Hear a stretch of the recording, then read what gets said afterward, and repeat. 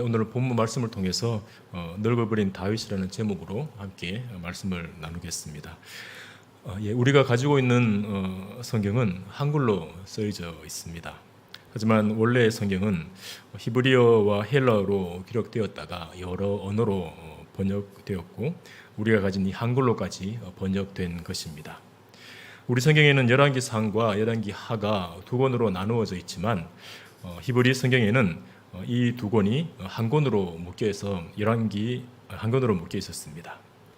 하나의 책이었던 열왕기서가 두 부문으로 나뉜 것은 헬라어로 번역되는 과정에서였습니다. 히브리어가 헬라어로 번역되는 중 다시 말해 70인역에서 두 부문으로 나뉘어졌는데 70인역 성경에는 이 두 권을 뭐라고 불렀냐 하면 왕국 3서 또 왕국 4서라고 불렀습니다. 왕국 3서와 4서라고 불렸다면 자연스레 왕국 1서와 2서가 있다는 말이겠지요. 70인역에서 왕국 1서와 왕국 2서로 불린 책은 우리 성경에서 사무엘상과 사무엘하입니다. 열왕기서의 역사는 자연스럽게 사무엘서 그 역사에서 이어지는데 이스라엘 초대 왕이었던 그 사울을 제외한 왕들, 다시 말해 다윗 왕 말기에서부터 솔로몬 그리고 분열 왕국의 왕들에 대한 그 말씀들이 열왕기 상하에 기록되어 있습니다. 그래서 열왕기를 영어로 왕들의 책이라고 부릅니다. 열왕기를 누가 기록했는지 학자들 사이에서 의견들이 분분하다고 합니다. 어떤 학자들은 열왕기하가 남유다의 멸망으로 끝나기 때문에 예레미야 선지자가 기록했다라고 보기도 하고, 어떤 학자들은 바벨론으로 끌려간 그 포로 중에 한 사람이 열왕기서를 기록했다라고 보기도 합니다. 누가 열왕기를 기록했는지 정확히 알 수 없지만 분명한 것은 그 사람이 이스라엘 민족의 역사를 잘 알고 있었다는 것입니다. 열왕기에 나타난 이스라엘 민족의 역사는 우리가 읽을 수 있는 세계 역사와는 다릅니다. 일반 세계 역사는 그 사람이, 그 영웅들이 어떻게 행했는지가 그 중심인데, 열왕기서는 이스라엘 백성들, 특히 이스라엘의 왕들이 하나님 앞에서 어떻게 행했는지가 중심으로 기록되어 있습니다. 이스라엘 왕들은 세상 왕들도 하나님이 세우셨지만 특별히 이스라엘 왕들은 하나님이 세우셨습니다. 하나님이 이스라엘의 진짜 왕이시고 세우신 왕들은 하나님을 대신해서 통치하는 대리 통치자일 뿐입니다. 그래서 이스라엘 왕들의 가장 큰 의무는 다른 것이 아니라 하나님의 말씀에 순종하는 것입니다. 그럼에도 이스라엘 왕들 중에는 하나님을 무시하고 말씀에 순종하지 않았던 왕들이 더 많았던 것이 역사적 사실입니다. 열왕기서의 저자는 이스라엘 왕들, 다시 말해 북이스라엘 왕들과 남유다의 왕들이 하나님 앞에서 어떻게 행했는지를 기록했고 또한 어떻게 몰락했는지를 기록했습니다. 이 열왕기서가 바벨론으로 끌려간 백성들에게 전해져서 자신들의 아픈 역사를 뒤돌아보면서 자기들이 왜 멸망하고 포로가 되었는지를 가르쳤고 또 하나님 앞에서 어떻게 앞으로 살아가야 할지를 이 열왕기서가 가르치고 있습니다. 열왕기서, 다시 말해 열왕기하의 마지막은 백성들이 포로로 끌려가는 우울한 장면으로 끝나는데요. 열왕기서의 시작, 다시 말해 열왕기상의 시작 또한 우울한 장면으로 시작됩니다. 1절을 보시면 다윗 왕이 나이가 많아 늙으니 이불을 덮어도 따뜻하지 아니한지라 했습니다. 나이가 많아 늙어버린 다윗은 노쇠해졌습니다. 어느 정도로 노쇠해졌냐 하면 침대에 누워 있어도 누워서 이불을 덮어도 그의 몸이 따뜻하지 않을 지경까지 노쇠해 버렸습니다. 이렇게 노쇠해진 다윗 왕을 보면 그가 사무엘서에 나왔던 그 용맹스러운 다윗이 맞나 싶을 정도입니다. 다윗은 사무엘상 16장에 처음 등장하는데 하나님께서 불순종하는 사울 왕 대신 다른 왕을 세우기 위해서 사무엘 선지자를 베들레헴으로 보냅니다. 거기서 이새의 막내 아들 다윗을 하나님이 선택하시고 또 기름을 부으시는데, 그때 사무엘서 기자는 다윗을 두고 말하기를 그의 빛이 붉고 눈이 빼어나고 얼굴이 아름답더라라고 표현합니다. 이때의 다윗은 아버지의 양떼를 돌보면서 양떼를 해치는 사자와 곰을 쫓아내던 용기 있는 소년이었습니다. 그런 다윗에게 하나님의 영이 크게 감동된 후에 다윗은 사자와 공과는 비교할 수 없는 강력한 골리앗 장군을 때려잡습니다. 자기 형들을 포함한 모든 이스라엘 군사들이 40일 동안 벌벌 떨던 그 골리앗을 다윗은 하나님을 의지하여 나아가서 무찔러 버립니다. 그 후 다윗은 승승장구하여서 사울의 군대 장관에까지 올라갑니다. 물론 그 이후에 자신을 죽이려는 사울왕을 피해서 이곳저곳 도망치는 신세가 되었지만 결국에는 이스라엘의 두 번째 왕이 되어 가는 곳마다 승리하는 그 강대함을 보입니다. 그런 다윗이었는데 다윗이 나이가 들어 늙어버린 겁니다. 하나님의 마음에 합한 사람이었고 하나님께 귀한 은혜를 많이 받은 사람이지만 다윗도 세월을 피해갈 수 없었습니다. 하나님의 백성인 우리 성도들 역시 세월을 피해갈 수 없는 것 같습니다. 우리에게 하나님의 영이신 성령께서 친히 내주하시고 임마누엘 하시지만 시간 앞에서 성도도 늙어가고 노쇠해지는 것 같습니다. 늙어가는 것, 이것은 누구도 피할 수 없는 하나님의 섭리입니다. 제가 아직 늙은 다윗의 그 시간을 살아보지 않아서 그 느낌은 잘 모르지만 젊음이 점점 사그라지고 몸에 힘이 빠지며 늙어지면 마음이 자주 허전해지고 우울해지고 또 기운이 빠질 것 같습니다. 그래서 이 땅의 많은 사람들은 조금이라도 젊음을 유지할 수 있다면 거기에 많은 에너지와 시간을 씁니다. 이것은 세상 사람들이나 우리 성도들이나 크게 다르지 않을 겁니다. 하지만 그렇게 젊음을 유지하려 아무리 애써봐도 어느 순간 늙음이 찾아오는 것, 이것은 어쩔 수 없는 인생의 모습인 것 같습니다. 사람의 힘으로 막을 수 없는 이 늙음 앞에서 많은 사람들은 아쉬워하고 또 아직 오지 않은 그 확실한 미래를 두고 두려워합니다. 전에 어떤 젊은 여성이 이렇게 말하는 걸 들었습니다. 자기의 이 아름다운 젊음이 사그라지는 나이가 되면 자기는 생을 끝낼 거라고 말하는 걸 들었습니다. 나이가 많아 늙어지는 것은 누구에게나 유쾌한 일은 아닙니다. 어린 친구들 중에 아직 젊은 이 중에 어린 친구들, 중학생이나 고등학생들 중에 얼른 어린이 되어서 자기 마음대로 하고 싶다는 친구들이 있지만 얼른 나이가 들어서 늙고 싶다는 친구들은 아마 없을 겁니다. 누구라도 피할 수 없는 이 늙음 앞에서 하나님의 백성인 성도는 그저 세상 사람들처럼 허무해하고 슬퍼하는 것으로 끝내서는 안 되겠습니다. 그렇다면 어떻게 하면 이 찾아오는 늙음 앞에 허무해지지 않고 슬퍼하지 않게 될까요? 사도 바울은 고린도후서 4장 18절에서 이렇게 말합니다. 앞에 보시면 같이 한번 읽어보겠습니다. 맨 끝부분에 있습니다. 시작. 우리가 주목하는 것은 보이는 것이 아니요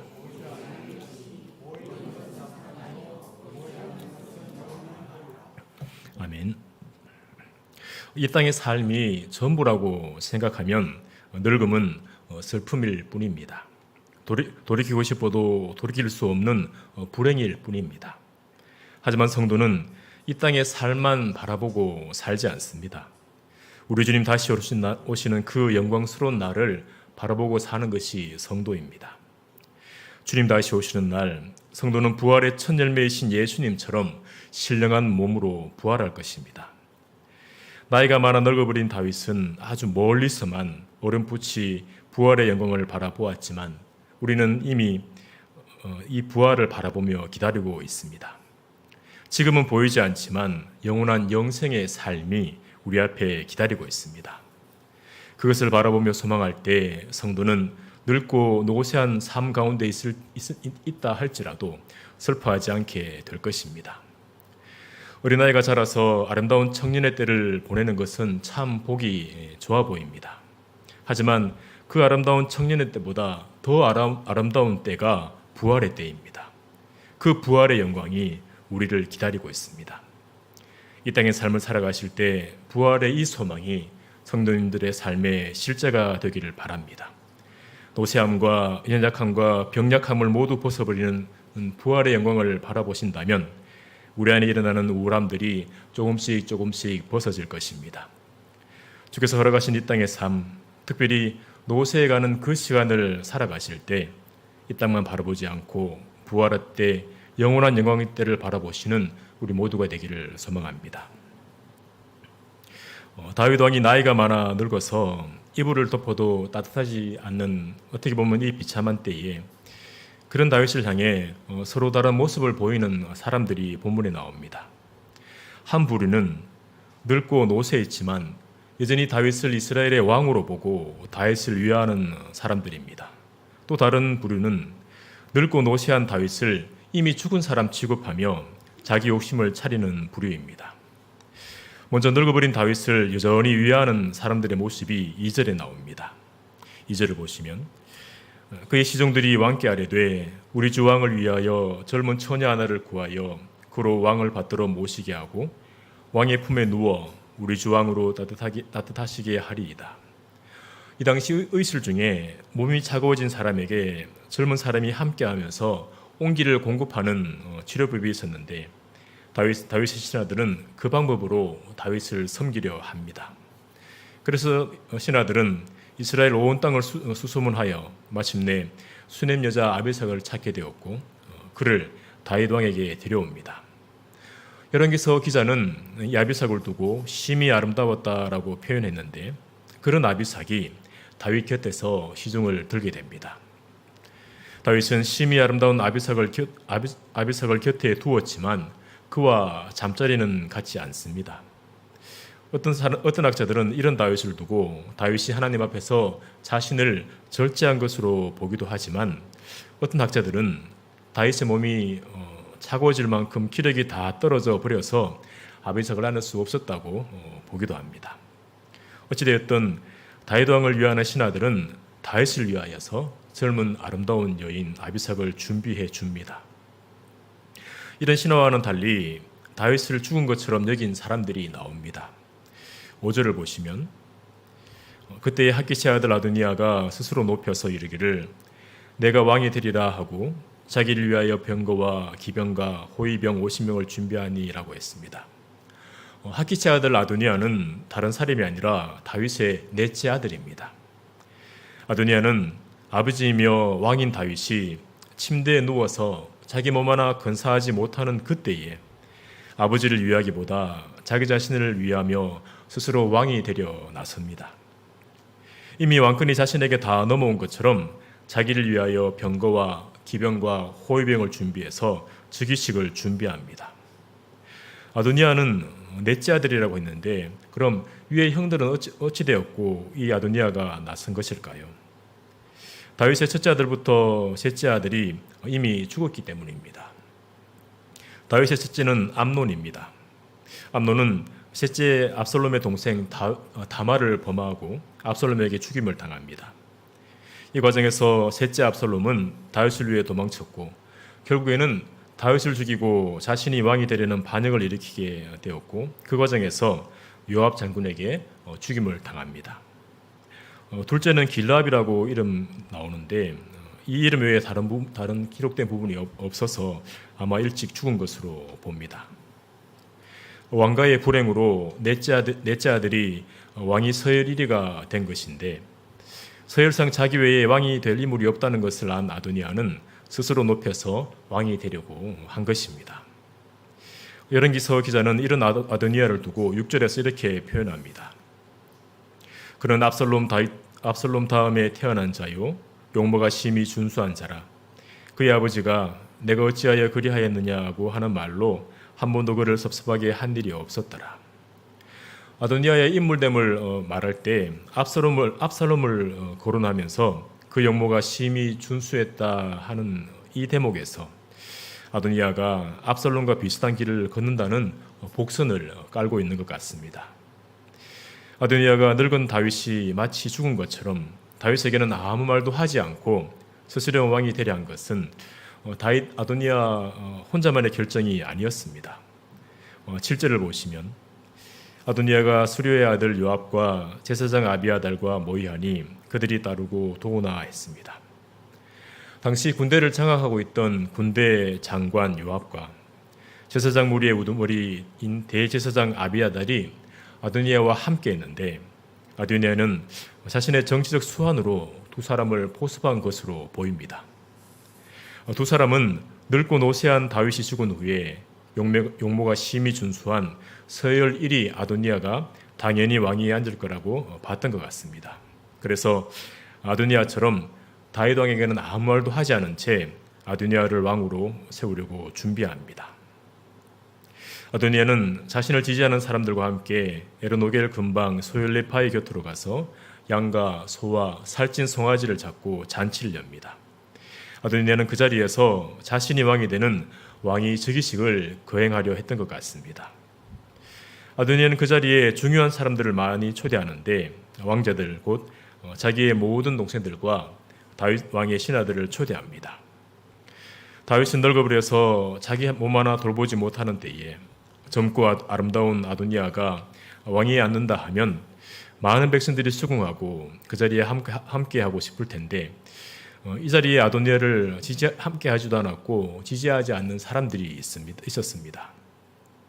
8절과 10절을 보시면 제사장 사독과 여호야다의 아들 브나야와 선지자 나단과 시므이와 레이와 다윗의 용사들은 아도니아와 같이 하지 아니하였더라. 그리고 10절은 선지자 나단과 브나야와 용사들과 자기 동생 솔로몬은 청하지 아니하였더라 했습니다. 제사장 사독과 다윗의 호위대장 브나야 그리고 다윗을 하나님의 길로 인도했던 선지자 나단 그리고 한 사람 한 사람이 장군감이었던 다윗의 용사들은 아도니아를 지지하지 않았습니다. 아도니아는 이 사람들이 자신과 함께하지 않는다는 것을 알았던 것 같습니다. 그래서 왕위 즉위식에 이들을 초청하지 않습니다. 아도니아가 초청하지 않은 사람 중에 또 한 사람이 있는데 그 사람은 아도니아의 동생 솔로몬입니다. 무슨 이유에서인지 아도니아는 솔로몬을 경계하고 다른 왕자들이 다 모인 그 자리에 솔로몬을 부르지 않습니다. 아마 아도니아는 솔로몬이 자신을 제치고 다음 왕으로 세워진다는 것을 들었던 것 같습니다. 다윗은 나이 많아 늙어버려서 자기 몸 하나 어쩌지 못하는 무력한 모습이고 그에 비해 아도니아는 준수한 젊은이로 군대 장관과 대제사장의 지지를 받고 있는 강한 모습을 보입니다. 사람의 눈으로 보면 늙어버린 다윗의 시대는 이미 끝이 났고 젊은 아도니아의 시대가 다가온 것처럼 보입니다. 하지만 아도니아가 놓친 것이 있었습니다. 그것은 이스라엘이라는 나라의 정체성입니다. 이스라엘은 사람이 세운 나라가 아닙니다. 사람이 왕인 나라가 아닙니다. 하나님께서 진정한 왕이 되셔서 이스라엘을 다스리고 계십니다. 비록 다윗은 늙어버려서 아무 기력이 없어 보이지만 다윗을 왕으로 세운 하나님은 여전히 강한 주권으로 나라를 다스리고 계십니다. 아도니아는 자기가 사람들의 지지를 많이 받아서 왕이 돼버리면 그것으로 모든 상황이 끝날 것이라 여기고 반역을 저지른 것 같습니다. 성도는 어떤 일을 판단하고 결정할 때 하나님의 뜻인가를 먼저 잘 살펴야 합니다. 내가 보기에 좋아도 많은 사람들이 응원하고 지지한다고 해도 그것이 하나님의 뜻인지를 잘 살펴봐야 합니다. 내 소견보다 사람들의 응원보다 더 중요하게 살피고 의지해야 하는 것은 하나님의 뜻입니다. 이것을 뒤집어서 생각해 보면 많은 사람들이 동참하지 않고 어쩌면 많은 사람들이 반대하는 것이라 할지라도 그것이 하나님의 뜻이라면 하나님의 성도는 그 반대에도 불구하고 그 일을 밀고 나가야 한다는 것입니다. 왜냐하면 모든 주권이 모든 결정권이 사람에게 있지 않고 하나님께 있기 때문입니다. 오늘은 열왕기를 통해 오늘 열왕기 통해서 우리가 배울 수 있는 것은 이스라엘의 진짜 왕은 하나님이시라는 것입니다. 이스라엘에서 왕으로 세워지는 자들은 하나님이 왕으로 섬기게 하신 대리 통치자일 뿐입니다. 그런 대리 통치자들의 이야기가 열왕기서입니다. 열왕기서의 시작은 늙어버린 다윗의 모습에서 시작됩니다. 다윗은 늙어버렸지만 다윗을 왕으로 세우신 하나님의 주권은 영원히 강력합니다. 하나님의 백성으로 이 땅을 살아가실 때 사람의 보기에 어떠하든지 하나님께서 영원히 다스리고 계심을 기억하시길 바랍니다. 우리의 눈과 마음을 이 땅에 두지 않고 사람에게 두지 않고 영원한 왕이신 하나님께 두시는 우리 모두가 되기를 소망합니다. 이 시간 함께 기도하실 때